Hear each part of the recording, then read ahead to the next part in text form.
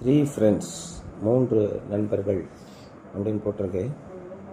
All three of jobs friends were old, but we assume that Eliphaz was the oldest. Eliphaz put great faith in tradition, and the God who worshipped was an inflexible lawgiver. எலிபாஸோடைய யோபுடைய மூன்று நண்பர்கள் இவன் படுற வேதனையை கேள்விப்பட்டு வந்தாங்க. ஆட்கள் போய் சொல்லியிருக்கலாம். அந்த காலத்தில் இந்த மாதிரி ஆட்கள் சொல்லி கேள்விப்படுறதா வேறு எந்த விதத்துலேயும் தகவல் தொடர்பு கிடையாது. அவன் ரொம்ப மோசமான அவனுடைய வாழ்க்கை, கிட்டத்தட்ட 70 வயசாக இருக்கும் அப்படின்ற மாதிரி சொல்கிறாங்க. அவருடைய நண்பர்களில் ரொம்ப வயசில் மூத்தவர் எலிஃபாஸ் அப்படிங்கிறவர் தான். ஒருவேளை அவர் தான் ரொம்ப வயசு மூத்தவராக இருக்கலாம். அவர் எப்பயுமே என்னென்னா பாரம்பரியத்தில் ஒரு நம்பிக்கை உடையவர். அதாவது நல்லது செஞ்சால் நல்லது நடக்கும், கெட்டது செஞ்சால் கெட்டது நடக்கும் அப்படிங்கிற மாதிரி. அதே மாதிரி அவர் வணங்குகிற தெய்வன் எந்த விதத்தில் வளைந்து கொடுக்காத சட்டத்தை அப்படியே கடைபிடிக்கிற ஒரு தேவன் என்று அவர் நம்பினார். Bildad was a legalist. Bildad அப்படிங்கிறவர் ஒரு வழக்கறிஞர் மாதிரி. For some reason Bildad was sure that Job's children had died because they also were sinners. சரி, யோபுவை தான் சாத்தான் சோதிக்கிறான் அப்படின்னு சொல்லி பைபிளில் போட்டு, யோபுடைய பிள்ளைகள் என்ன பண்ணாங்க அப்படின்னு கேட்குறாரு. அப்போ என்ன சொல்கிறாரு, யோபுடைய பிள்ளைகளும் பாவம் செஞ்சுருக்கணும், பாவம் செஞ்சிருந்தா தான் தண்டனை வரும், குற்றம் செய்தவர்கள் தான் தண்டனை கிடைக்கும் அப்படின்னு அவர் சொல்கிறாரு. The man seemed to have feeling for his hurting friends. அவருடைய நண்பர் மிகவும் வேதனைப்படுகிறத பார்த்து ரொம்ப மனசு உடைஞ்சு போயிருக்காரு. Zophar was surely most dogmatic of the three.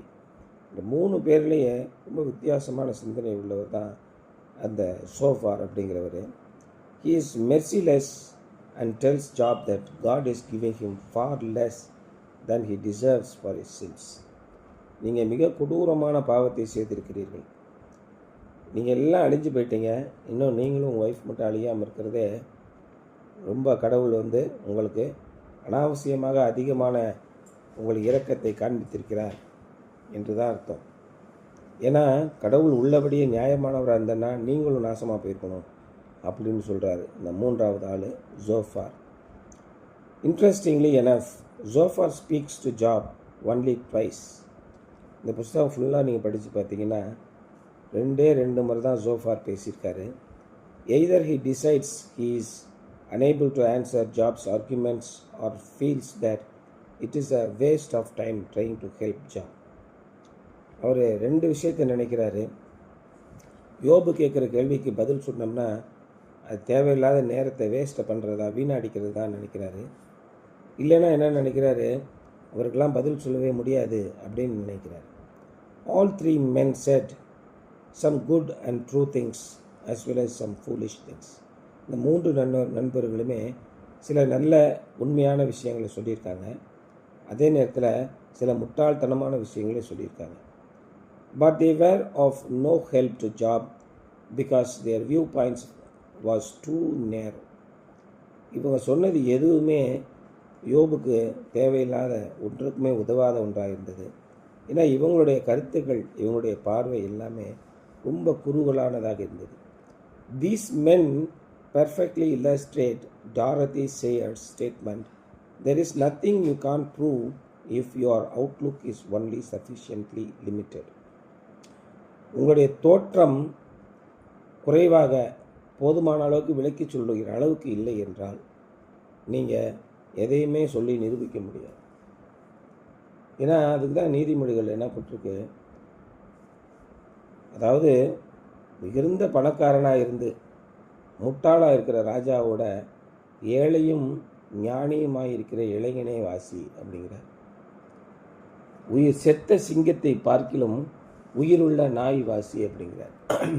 உடைய வெளித்தோற்றத்தை பார்த்து நீங்கள் எவ்வளோ உண்மையை சொன்னாலும் நம்ப போகிறது. இன்றைக்கி யாரெல்லாம் நமக்கு புத்திமதி சொல்லுவாங்க, ஒரு மீட்டிங் போடுறாங்க, காலேஜில் ஒரு ஃபங்க்ஷன் வச்சுருக்காங்க, யாரை அழைச்சிட்டு ஸ்பெஷல் ஸ்பீக்கராக வைப்பாங்க, நல்லா பிஸ்னஸில் ஜெயித்தவர் அல்லது ஒரு அரசியல் கட்சியில் ஜெயித்தவர், உயர்நிலையை அடைந்தவர், மிகுந்த பெரும் பண வசதியை உடைந்தவர், இவன் தான் உங்களுக்கு வந்து புத்திமதி சொல்லுவாங்க. மற்றவனுக்கெல்லாம் அறிவே இல்லையா? அப்போ உலக மக்கள் என்ன நினைக்கிறாங்க? இவனுடைய தோற்றம், இவனுடைய வெளிப்புற ஆடம்பரம், இவனுடைய டாம்பீகம், இதை வைத்து தான் அவன் சொல்கிறது உண்மை நினைக்கிறான். இந்த 3 நண்பர்கள் அப்படி தான் நினச்சாங்க. இப்போ இவனை அடி வாங்கிட்டான்ல, இப்போ இவனே ஒரு மிகப்பெரிய கோடீஸ்வரனாக செல்வந்தனாக இருந்தான். அப்போ இவனுக்கு ஏற்று வாய் கூட பேச மாட்டான் இல்லையா? எனக்கு முன்னாடி நிற்க திராணி இல்லாத நாயெல்லாம் இப்போ என்கிட்ட பேசுன்னு யோபு சொல்லுவார். முன்னாடி நிற்கிறதுக்கு அருகதை இல்லாதவன்லாம் இப்போ வந்து பார்த்துட்டு காரி துப்பிட்டு போகிறான் அப்படின்னு. அப்போ இறைவன் அடித்த, அதான் தாவீதோட சொல்ல, ஆண்டவரே நீர் அடித்தவனே அவர்கள் நோக பண்ணினார்கள். அப்போ உண்மையான நிலைதான் என்ன? இறைவன் ஒரு மனிதனை நடத்துவதன் நோக்கம் என்ன? இறைவனுடைய சிந்தையை நீங்கள் அறிந்து கொள்ளவே முடியும். அதுதான் இயேசு கிறிஸ்து ஒரே வழியில் சொன்னார், ஒரே வார்த்தையில் சொன்னார், யாரையுமே நீங்கள் நியாயம் தீர்க்காதீர்கள். ஒருவர் கஷ்டப்படுவதை பார்க்கும்போது நீங்கள் பயப்படுங்க. ஆண்டவரே இது என்ன காரியம்? அதான் மேரி செஞ்சார். இது என்ன விதமாக போய் முடியுமோ எனக்கு தெரியலையே அப்படின்னு அமைதியாக இருந்தார். இறைவனுடைய செயல் மிகப்பெரிய செயலாக இருக்கும். இன்றைக்கி இஸ்ரேல் பாவம் செய்தது, அல்லது பாலஸ்தீனர்கள் பாவம் செய்து விட்டார்கள், அங்கே இருக்கிறவர்களெல்லாம் பாவம் செய்து விட்டார்கள், அதனால் போரிலே அழிகிறார்கள் என்று நாம் சொல்ல முடியாது. அதான் இயேசு கிறிஸ்து சீலோவிலே கோபுரம் இடிந்து 30 பேர் செத்துக்கிட்டாங்க. அவர்களை பார்க்கிலும் நீங்கள் நீதிமான்கள் என்று நினைக்கிறீர்களா? இப்படிலாம் கிடையாது. யோபுவோட ஃப்ரெண்ட்ஸை பார்க்கல நீங்கள் நீதிமான்கள் என்று நினைக்கிறீர்களா? அல்லது யோபுவை விட நீங்கள் மோசமானவர்கள் என்று நினைக்கிறீர்களா? இப்படிலாம் கிடையாது. இறைவனுடைய செயல் எப்படி வேணாலும் நடக்கலாம். நாம் அவருடைய இரக்கத்திற்காக கெஞ்சி நிற்க வேண்டும். ஒவ்வொரு நிமிஷம் ஆண்டவரே எங்கள் மீது இரக்கமாயிரும். அதான் ரொம்ப முக்கியம். அதான் இங்கே சொல்ல வர. பல நல்ல காரியங்களை சொல்கிறாங்க, பல தீய காரியங்களை சொல்கிறாங்க. ஆனால் கடைசியில் நம்ம பார்க்கும்போது யோபோட வாழ்க்கை எப்படி இருக்குது, யோபு என்ன சொல்கிறாரு, இறைவன் என்ன சொல்கிறார், அதுதான் ரொம்ப முக்கியம். யோபுடைய வாழ்க்கையை வைத்து நமக்கு இறைவன் நம்ம கற்றுக் கொடுப்பது என்னென்னா, எப்பேற்பட்ட பிரசித்தவானாக இருந்தாலும் இறைவன் தான் அல்டிமேட் காட், மிக உயர்ந்த தெய்வன் அவர் தான். அவர் என்ன வேணால் நினைக்கலாம், என்ன வேணால் செய்யலாம். கர்த்தர் ராஜரீகம் பண்ணுகிறார். ஒரு ராஜாவை பார்த்து யாராவது போய் நீ இதை செய்ய அதை செய்யன்னு சொல்ல முடியுமா? அந்த இடத்துல தான் இறைவன் இருக்கிறார். அதை புரிந்து கொள்ள செய்வதற்காக தான் இந்த யோபுவின் புஸ்தகத்தை எழுதியிருக்கிறார்கள். ஆமாம், யோபு புஸ்தகத்தில் தேவனும் சாத்தானும் பேசி கொண்டிருந்த மாதிரி இருக்குது 2ஆம் அதிகாரத்தில். அப்போ இவர் நோட்டு புத்தகத்தை எழுதி பக்கத்தில் வந்துட்டு நீங்கள் என்ன பேசிட்டீங்கன்னு நோட்ஸ் எழுதிக்கிட்டு இருந்தாரா? யார் யார் எழுதுனது இதை அப்படின்னு கேட்பாங்கள்ல. தேவ வசனமானது தேவ ஆவியினால் ஏவப்பட்டு தேவ பிள்ளைகள் எழுதியிருக்கிறார்கள். அதனால் தேவன் யாருக்கோ வெளிப்படுத்தியிருக்கிறார், அவர்கள் எழுதியிருக்கிறார். இது உண்மையா இல்லையா? இதை நீங்கள் சந்தேகிக்கக்கூடும். சந்தேகத்தை எழுப்புவதற்கான அநேக காரியங்கள் பைபிளில் இருக்குது. நீ இது விசுவாசிக்கிறாயா, நம்புகிறாயா? ஒருத்தன் அப்படியே நம்பினான், ஒருத்தன் நம்புகிற மாதிரி நடித்தான், ஒருத்தன் அதெல்லாம் கிடையாது திஷ்டாந்திரமாக நிரூபித்தாதான் நம்புவேன் சொல்லி சொன்னான். என்ன இயேசுவோடைய சீடர்களில் தாமஸ் என்ன பண்ணான்? அவருடைய கைகளில் ஆணி பதிந்த கைகளில் நான் கையை விட்டு பார்த்தாலுடைய நம்ப மாட்டேன் அப்படின்னு. பேதுரு என்ன பண்ணால் அவரை நெருங்கி விசுவாசிக்கிற மாதிரி ரொம்ப மிகப்பெரிய காரியங்களை செய்தார். சோதனைகள் வந்தபோது என்னாச்சு? இயேசுனா யாருன்னு எனக்கு தெரியாது போயான்தான். ஆனால் ரொம்ப அமைதியாக இருந்தாங்கள்ல, அந்திரேயா, பர்த்தலமேயு, பிலிப்பு, இவங்கெல்லாம் அமைதியானவர்கள், உறுதியான விசுவாசத்தை கொண்டவர்கள். கடைசி வரைக்கும் போய் அமைதியாக போய் அவருடைய உடையை எடுத்து அவருடைய உடலை வாங்கி அடக்கம் பண்ணுவதற்கு அத்தனை காரியங்களை செய்கிறார்கள். இயேசு கிறிஸ்து மீண்டும் உயிரோடு வருவார் என்று அமைதியாக காத்திருந்தார்கள். அவரை உயிரோடு வந்தவுடன் அவரை பற்றி கொண்டார்கள், அமைதியாக பின்பற்றினார்கள். மேலேயும் போல கீழே போல அசையாத உறுதியான விசுவாசத்தோடு இருந்தார்கள். அந்த மாதிரி ஒரு விசுவாசத்தை நீங்கள் பிடித்து கொள்வதற்கு இந்த புஸ்தகங்கள்லாம் எழுதியிருக்கு. Something to ponder. What can you learn about being a friend from Eliphaz, Bildad and Zophar. இவர்கள் 3 பேரும் யோபுவோட நண்பர்களாக இருந்தார்கள். இவர்களிடம் இருந்து ஒரு நண்பனாக இருப்பது எப்படி என்பதை நீங்கள் என்ன விதத்திலே கற்றுக்கொள்வீர்கள்? எல்லாவற்றிலும் முதன்மையாக தேவனுடைய அன்பை வையுங்கள்.